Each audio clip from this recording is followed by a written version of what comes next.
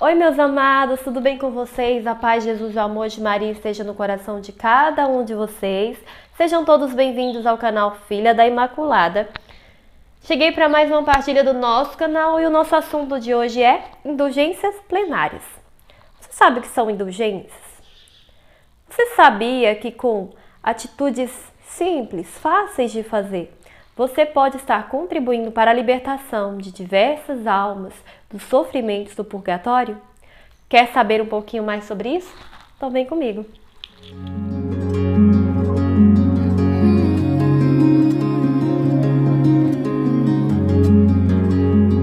Antes de compreender o que são as indulgências, é necessário compreender um pouquinho mais a respeito do purgatório.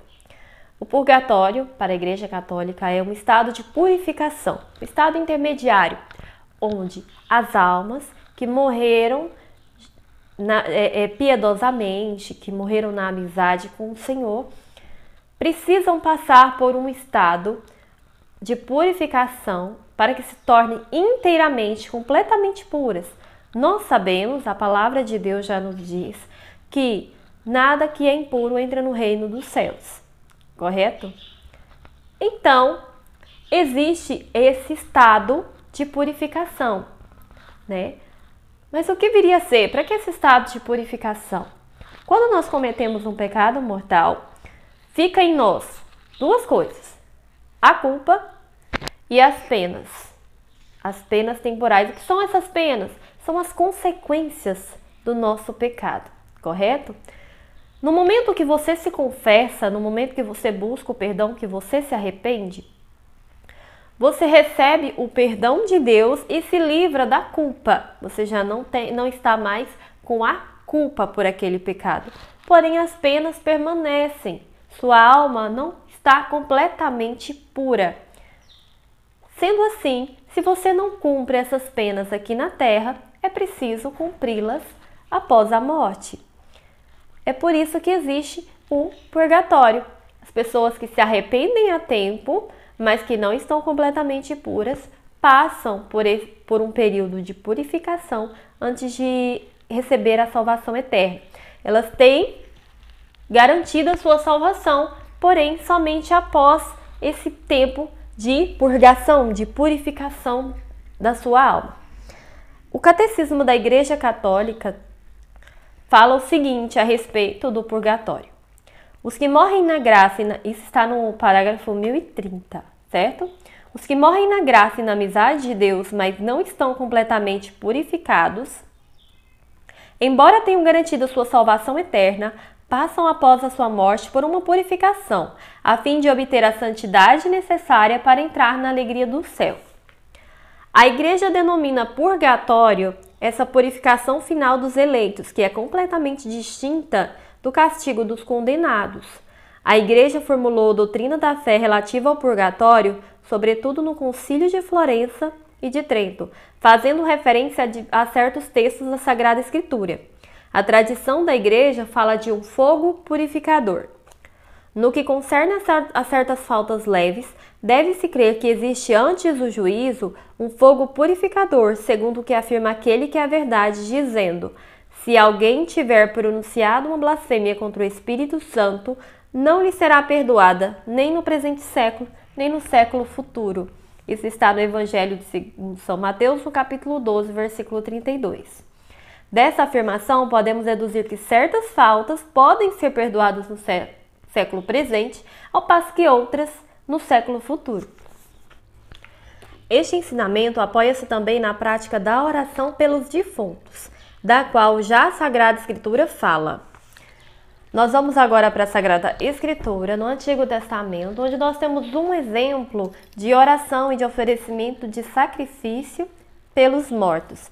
Está no segundo livro dos Macabeus, no capítulo 12, a partir do versículo 39. Mas já no versículo 45 vai falar o seguinte: mas se ele acreditava que uma belíssima recompensa aguardava os que morrem piedosamente, era esse um bom e religioso pensamento. Eis porque ele pediu um sacrifício expiatório para que os mortos fossem livres de suas faltas. Agora, você pode estar se perguntando, mas que relação isso tem com purgatório? Eu não vi a palavra purgatório aí, não tem purgatório. certo? Mas pensem comigo. Já desde a antiguidade já se tinha o costume de orar pelos mortos, certo? Se uma pessoa, nós já sabemos que se uma pessoa comete pecado mortal, morre em estado de pecado e não se arrepende a tempo, é condenada ao inferno. Nós já sabemos disso, certo? E a condenação ao inferno é uma sentença irrevogável, não tem como fugir, não tem como escapar. Uma vez que a pessoa morreu em pecado sem se arrepender, não tem como ela receber a salvação. Ela já está condenada eternamente, né? Claro, isso segundo os critérios de Deus, é Deus quem julga, é Deus quem decide. Mas, para que uma pessoa seja salva, o próprio Deus nos diz na palavra, que para que uma pessoa seja salva, é necessário que ela se arrependa e que ela se converta, certo? Agora, se uma pessoa já está salva, digamos assim, se ela morre na amizade de Deus e já vai diretamente para o céu, ela não precisa das nossas orações. Não faz sentido orar por elas, porque elas já estão eternamente salvas, livres de todo e qualquer risco de perdição das suas almas, correto? Então, qual é o sentido de se orar pelos mortos? Não há por que orar por uma pessoa salva e não adianta orar por aquele que já foi condenado, né? Qual o sentido de orar pelos mortos? Entende-se, diante disso, que há esse estado intermediário, onde a alma não está nem eternamente condenada, mas ainda não adentrou a morada celeste, ainda sofre esse estado de purificação. E as nossas orações são justamente para aliviar esse sofrimento, para tentar ajudá-las para que elas saiam desse estado de purificação o mais rápido possível, né? E é aí que entram as nossas indulgências. Aqui, no Catecismo da Igreja Católica, vai falar o seguinte: a Igreja recomenda também as indulgências e as obras de penitência em favor dos defuntos. Levemo-lhes socorro e celebremos sua memória. Mas o que viria a ser as indulgências? As indulgências você pode adquirir, você pode lograr através de um conjunto de ações de penitência, de oração. Existem vários tipos de indulgência, totais e parciais, que você pode lograr o ano todo, ou em favor da sua alma, ou em favor de outras almas, da alma de um conhecido, que você acredita que possa estar no purgatório, certo? E que você queira auxiliar na sua salvação. Nós vamos focar na indulgência plenária em favor dos fiéis falecidos, que é justamente a que nós podemos lograr nesse mês de novembro, né? Como todos nós sabemos, no último dia 2, nós celebramos em memória dos fiéis falecidos, né? E existe nesse período a indulgência plenária. Lembre-se, esse período, essa indulgência é somente para os fiéis já falecidos. Nós podemos lograr a indulgência plenária nesse período. De que forma, né? Normalmente, nós podemos lograr essas indulgências do dia 1º ao dia 8 de novembro, seguindo 5 requisitos. Primeiro, confissão. É necessário estar em estado de graça e livre e desapegado de todo e qualquer tipo de pecado. Fazer uma visita ao cemitério e rezar pelas almas.